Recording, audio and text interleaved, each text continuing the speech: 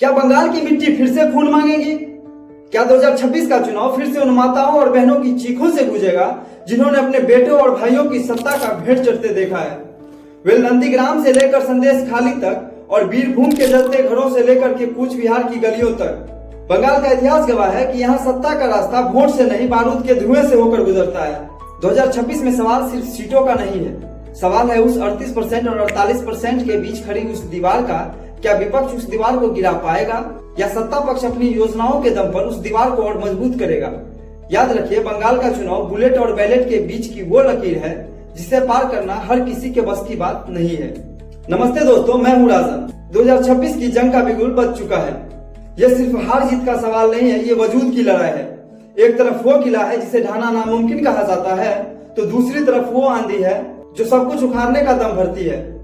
आज हम उन खूनी विरासत और सियासी मसालों की परतें खोलेंगे जिसे देखकर आपका कलेजा कांप जाएगा। नंदीग्राम और सिंगूर का वो जख्म। नंदीग्राम में खुद मुख्यमंत्री अपनी सीट हार गई लेकिन पार्टी जीत गई। ये कैसा तिस्लम था?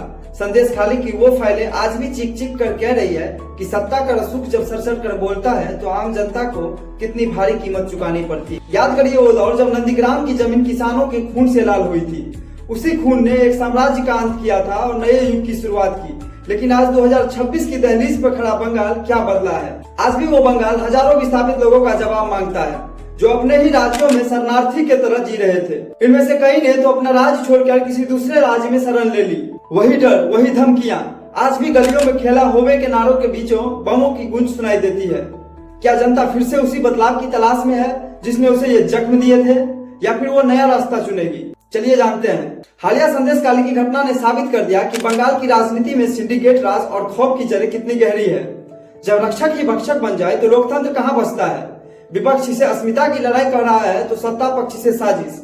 लेकिन हकीकत में उन आम जनताओं का क्या जो इसमें पिसते हैं? उन महिलाओं की आंख में जो आज भी इंसाफ की भीख मांग रही है, 2026 में क्या ये गुस्सा ज्वालामुखी बनकर फटेगा? बंगाल का इतिहास रहा है पंचायत से लेकर विधानसभा तक सिर्फ और सिर्फ लाशें बिछी है। आंकड़े झूठ नहीं बोलते। पिछले चुनाव में जिस तरह बूथ कैप्चरिंग और चुनावी हिंसा हुई उसने पूरी दुनिया में भारत के लोकतंत्र को शर्मसार किया था। क्या 2026 में प्रशासन हाथ पर हाथ धरे बैठा रहेगा या फिर सुरक्षा बल सिर्फ मुखदर्शक बनकर लाशों की गिनती करेंगे? हमने ग्राउंड जीरो पर देखा है कि लोग आज भी वोट देने से पहले अपना घर लॉक करना नहीं भूलते। यहाँ तक कि लोग वोट की बात करना तक नहीं चाहते। NCRB, national crime record bureau के आंकड़े गवाह हैं कि चुनावी हिंसा के मामले में बंगाल आज भी नंबर 1 की लिस्ट में क्यों है।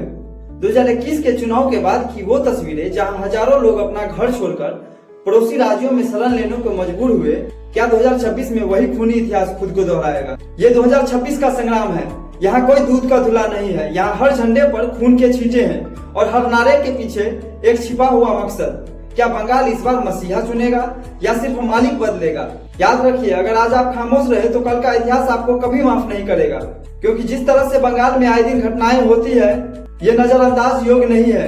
ये वीडियो सिर्फ खबर नहीं, बंगाल की आत्मा की पुकार है।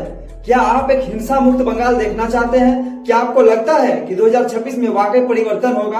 अपनी राय कमेंट बॉक्स में बेखौफ होकर लिखें, क्योंकि सच बोलना ही सबसे बड़ा